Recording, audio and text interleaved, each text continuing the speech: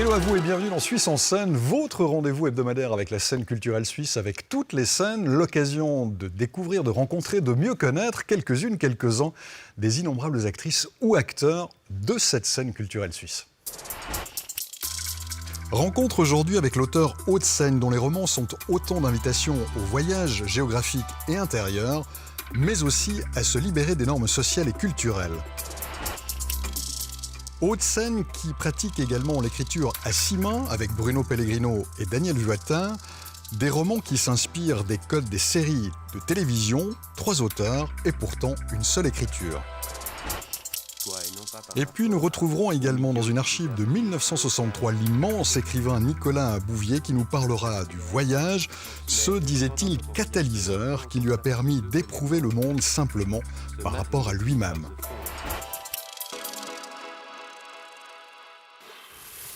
Haute-Seine, bonjour. Bonjour.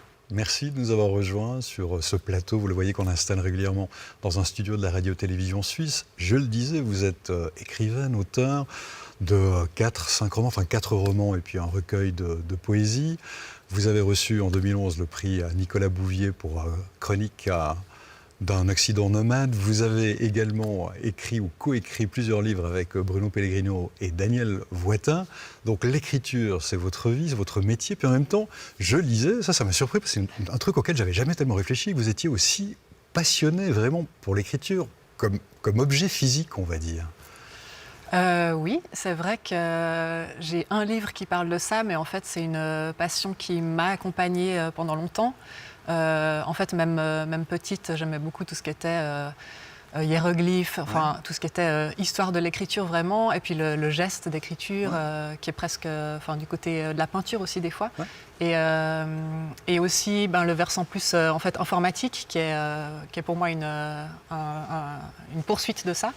Et c'est vrai que j'ai fait des études de grec au collège et puis ensuite de Mésopotamie à l'université, et ce qui m'intéressait à ce moment-là, c'était vraiment les sources de l'écriture en tant que geste, puis aussi en tant que support d'histoire en fait. Ouais. Voilà.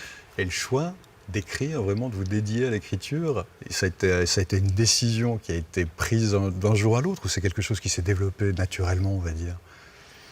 C'est un petit peu des deux.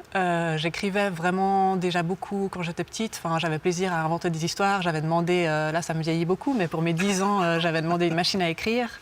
Et donc je voulais écrire des histoires. Tout le monde n'a pas connu ça, effectivement. Exactement. Pourtant, il y avait, le premier ordinateur, en tout cas dans ma famille, est arrivé peu après, mais je voulais une machine à écrire pour écrire des histoires. Et je m'étais dit vers 10-11 ans, ah oui, sauf qu'en fait, j'ai rien à raconter parce que je suis trop petite, j'ai rien vécu.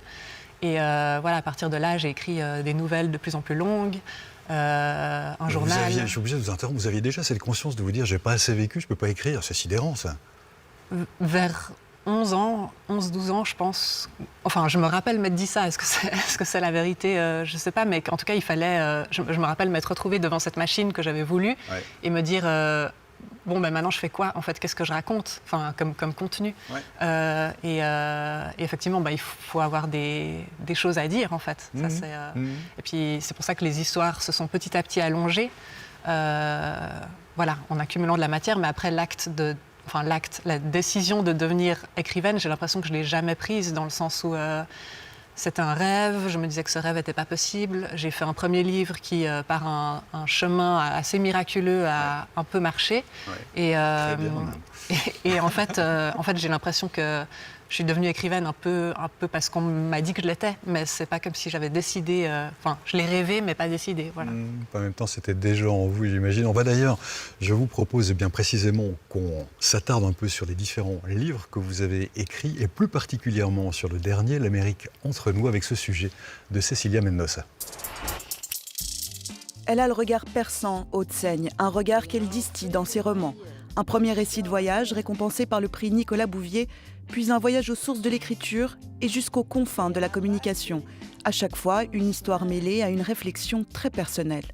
Pour son 4e roman, elle nous embarque dans un road trip en 9 chapitres, chacun accompagné d'une playlist, un road trip qui servira de salut à un couple. Le lendemain de notre réservation, j'apprends que je suis enceinte. Et plus que jamais, la route. La route comme trajectoire linéaire, nous propulsant dans l'espace. La route nous réunissant après cette grossesse accidentelle. La route autant que nous pourrons en avaler. La route devient une obsession. La narratrice ne veut pas de cet enfant, son compagnon s'éloigne et en même temps elle commence à en aimer un autre. Les 6 mois précédant le voyage s'entremêlent avec le récit au présent de la traversée du continent. Elle est journaliste people, lui photographe animalier, entre eux 7 ans de relation et un monde d'incompréhension. J'ai déjà dit à Aymeric que c'était du gâchis ce corps offert à une seule personne. Il ne voyait pas où je voulais en venir puisqu'il était content que je ne le montre qu'à lui. Ces soirs-là, je dors mal. J'ai l'impression que tous les corps du monde me manquent. Sur fond de rêve américain, le voyage questionne les représentations et leur rapport à la réalité. Je creuse cette histoire de récit que nous nous racontons dans l'amour et je découvre que toute une partie des neurosciences s'y intéresse. Apparemment, notre cerveau ne peut pas faire autrement qu'élaborer une narration à partir de ce qui nous arrive et il est plus important qu'elle soit cohérente que vraie.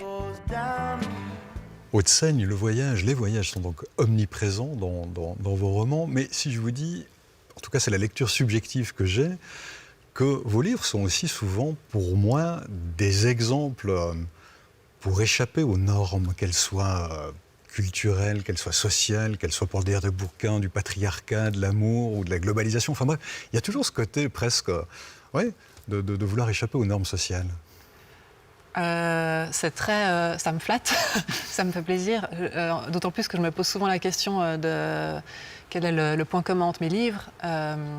Puis voilà, j'en ai un qui parle d'Internet, enfin j'en ai un qui parle des sources de l'écriture en Mésopotamie et le suivant qui parle d'Internet, donc ça peut sembler assez éloigné.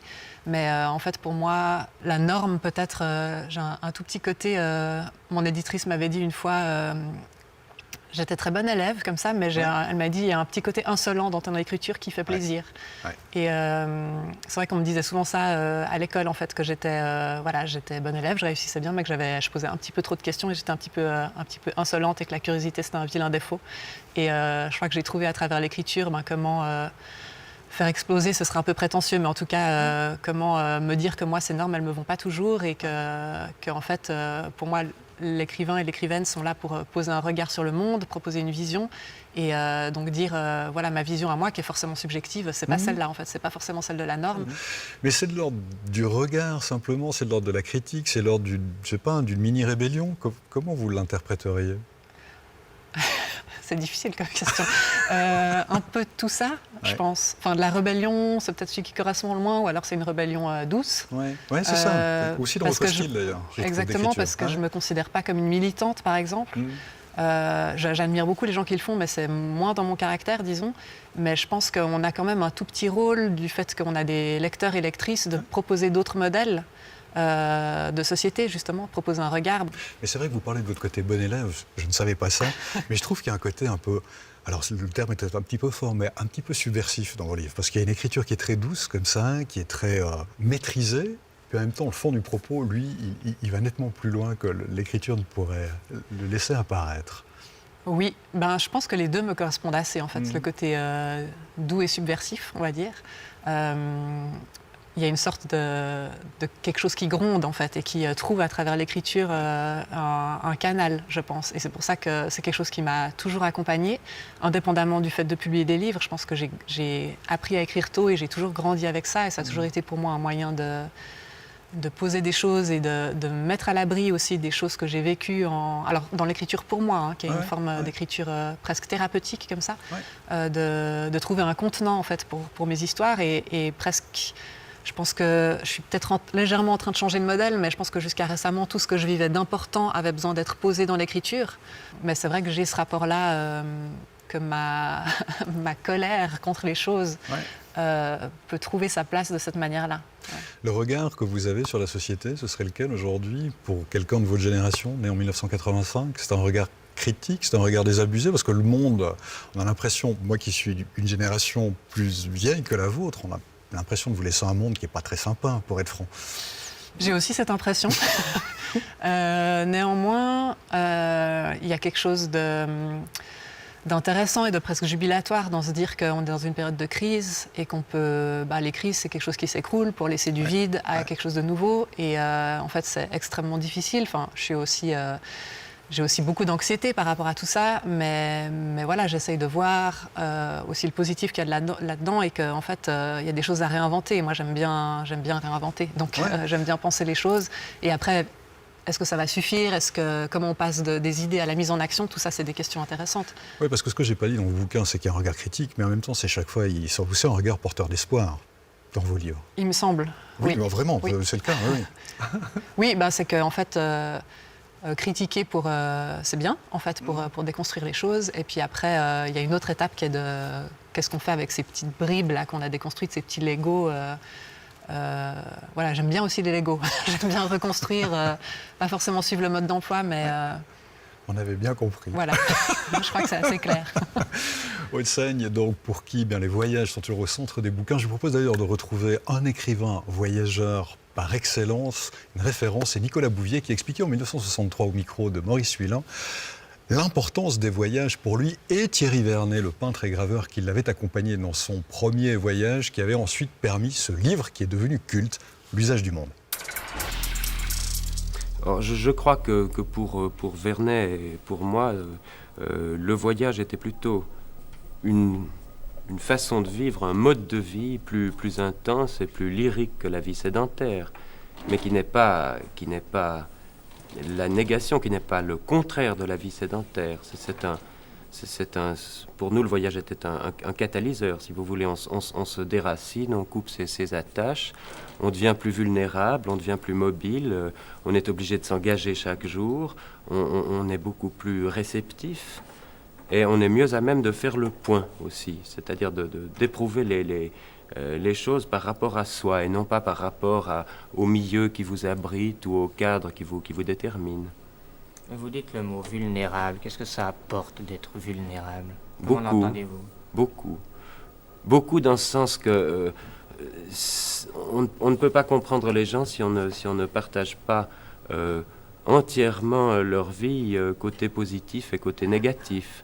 Et je crois que dans le mode de voyage que nous avions adopté, où nous étions assez soumis aux accidents, aux impedimenta, aux avatars de toutes sortes, ça nous mettait aussi davantage à même de comprendre les difficultés des gens que nous côtoyons, parce que nous étions en situation d'éprouver les mêmes, soucis d'argent, soucis de santé.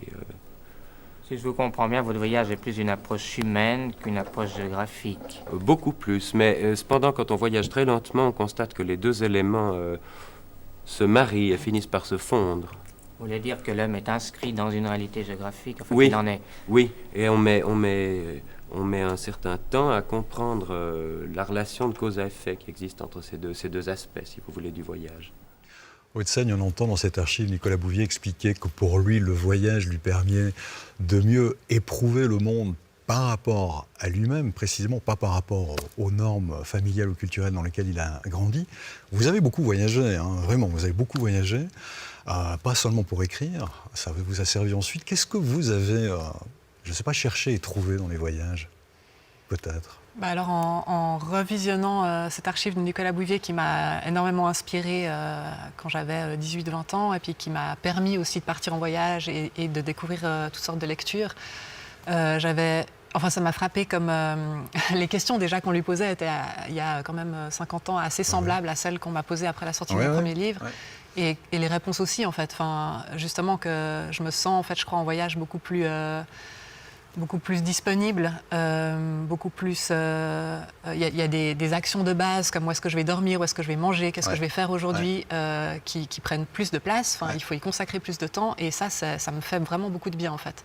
Dans le voyage, il y a quelque chose de l'instant qui me rend beaucoup plus attentive à tout ce qui se passe. Et c'est vraiment ça qui compte pour moi et qui m'apporte énormément. Et ça, si vous n'avez pas voyagé, et si vous n'avez pas ressenti cela, ce qui vous mettait en lien directement avec vous-même de manière plus aiguë ou plus aiguisée, est-ce que vous seriez devenue écrivaine également? C'est une bonne question. J'ai aucune idée parce que j'ai longtemps considéré que j'avais un petit peu deux fils qui étaient le voyage et l'écriture, puis qui se croisaient des fois, mais pas tout le temps, vu qu'il y a des voyages sur lesquels j'ai rien écrit, des fois j'écris sur de la pure fiction. qui ne parle pas de voyage. Et là, je fais beaucoup moins de voyages, mais je ne sais pas, étant donné que l'écriture était toujours là, il y a l'écriture qui est quand même première, en fait. Puis c'est important pour moi de dire que je ne suis pas une écrivaine voyageuse, en fait. Oui. Et donc voilà, je pense que l'écriture a quand même plus d'importance, c'est plus un fil rouge dans ma vie que le voyage. Et la part autobiographique, vous en parliez, c'est-à-dire vous nourrissez systématiquement vos écrits quand même d'une partie de votre vie. Ça, c'est important. Alors, c'est pas systématique, je dirais que ça l'est de moins en moins, dans le sens aussi le fait de faire du travail collectif, par exemple, fait que, en tout cas, mon expérience individuelle est présente forcément, mais déguisée de plus en plus. D'accord. Et je pense que mon premier, mais surtout mon deuxième livre sont de loin les plus... j'aime pas dire autobiographiques parce que ça voudrait dire que je colle complètement au réel, mais les plus personnels. Et qu'après, j'ai de plus en plus de plaisir à twister un peu tout ça pour en faire de la fiction. Haute-Seigne, vous signez des romans en nom propre, mais vous travaillez aussi de manière collective, particulièrement avec 2 autres auteurs que sont Bruno Pellegrino et Daniel Loitin. Isabelle Gonnet, vous avez suivi il y a quelques années, alors que vous travailliez sur une série de romans qui avait pour titre Stand By. Ces jeunes auteurs coécrivent leur premier feuilleton littéraire, aventure et suspense, pour 3 adolescents pris dans la tourmente d'une éruption volcanique qui paralyse l'Europe. Stand By, première saison, écrite comme un scénario de série TV. En fait, chaque séance est vraiment hyper effervescente comme ça. Puis c'est assez beau de montrer aussi que l'écriture et la littérature, en fait, c'est pas juste une discipline individuelle et douloureuse, mais que c'est aussi un sport collectif assez passionnant. Un sport dynamique et sans ego. Une fois que moi j'ai écrit mon premier jet de tel fil, de tel groupe, je le donne au collectif, comme ça, à nous 3, et les 2 autres non seulement relisent, mais réécrivent. Intangibles, les héros et la dramaturgie sont définis par le groupe, comme dans les séries dont ils sont fans.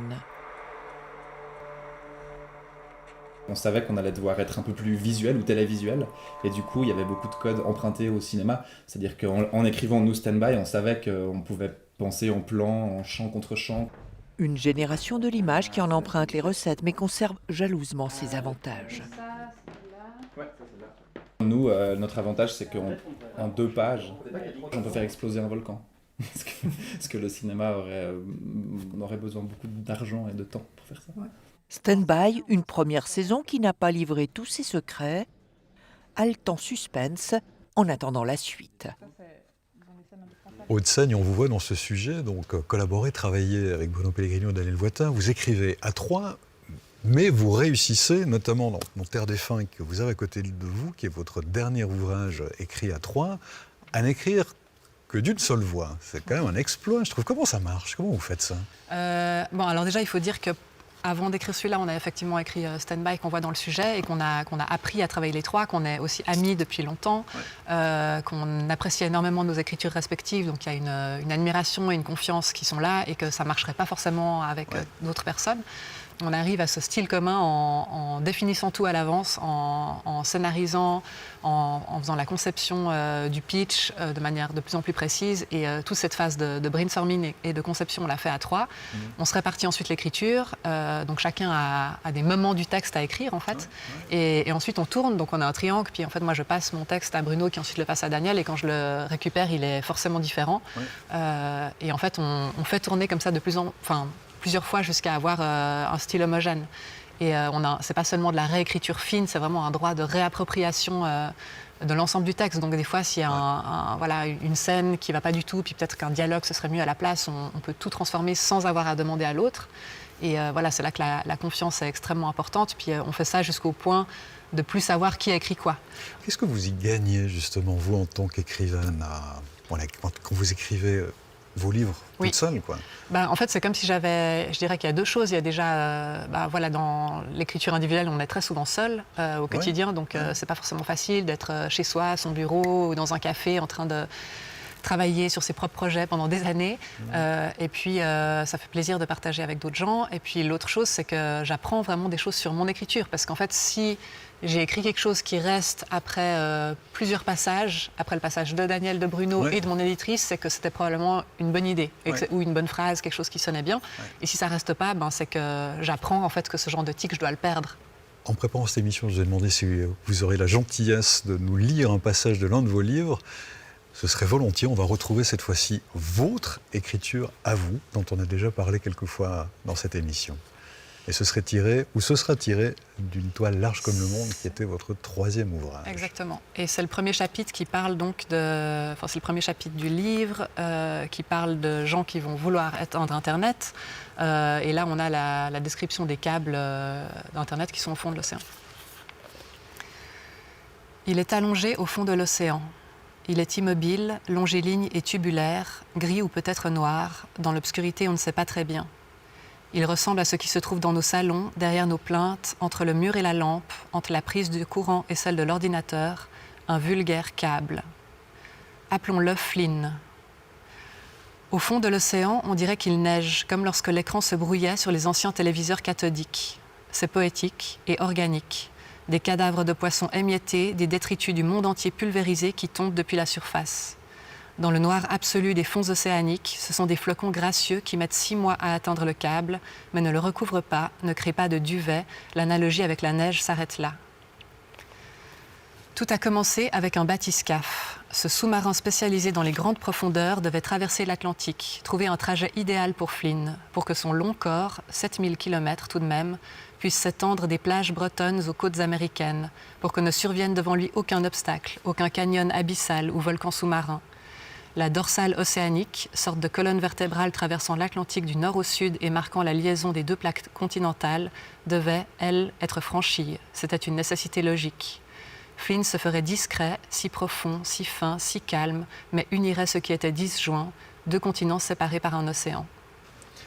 Merci, Haute-Seigne. Merci. En préparant cette émission, j'étais surpris d'apprendre que votre premier bouquin, Chronique de l'accident nomade, vous avez choisi véritablement de le présenter à une toute petite maison d'édition pour ne pas être trop lu, justement. Alors moi, j'ai envie de vous demander, est-ce que votre écriture a changé? Est-ce que ça a impacté la façon dont vous écrivez, de vous retrouver aujourd'hui à savoir que vous êtes lu, alors qu'au départ, vous avez décidé d'écrire, alors que c'était vraiment un acte qui semblait être très personnel? Alors, il y a 2 choses. C'est que c'est pas vraiment que je voulais pas être lue, mais que je pensais que je serais pas lue et que je trouvais ça beaucoup trop impressionnant d'envoyer mon manuscrit à les grandes maisons d'édition que je connaissais. Donc, je voyais ça comme la fin de quelque chose, en fait. J'avais écrit sur mes voyages, c'était des sortes de petites boîtes à souvenirs, comme ça, puis j'étais contente que ça existe, mais j'avais pas du tout anticipé que le livre que c'était aussi un début, c'était une fin pour moi, mais le début d'autre chose et que ça allait continuer. Donc c'est la première partie de la question. Et puis la deuxième, oui, c'est vrai que mon écriture a beaucoup changé, été influencée par ça, parce que je pense que ce premier livre, du coup, je l'ai écrit avec une forme de naïveté et de liberté que je peux plus retrouver maintenant. J'essaye de faire abstraction du fait qu'il y a des lecteurs, lectrices et des attentes qui regardent un petit peu sur mon épaule et qu'on me dit qu'est-ce que c'est le prochain, etc. Et c'est difficile. Ça l'a été particulièrement pour le 2e livre où j'ai été bloquée très longtemps parce que, comme le premier avait bien marché, je ressentais cette pression de faire aussi bien, mais pas de la même manière, vu que j'aime pas faire 2 fois la même chose. Et je pense que pour chaque livre, ce qui est le plus difficile, c'est de retrouver cette liberté intérieure, en fait. Enfin, pour moi, la page blanche, ça n'existe pas, c'est juste de l'autocensure. Donc il faut que je me rappelle que je peux écrire ce que je veux. Et puis que de toute façon, après, il y a mon éditrice avec qui je vais travailler, il va y avoir des retours, etc. Mais ce n'est pas de l'ordre de la souffrance. Pour moi, c'est devenu un travail. Donc je me fixe des horaires, et puis c'est les horaires où j'écris, et j'ai très souvent pas envie de le faire, en fait.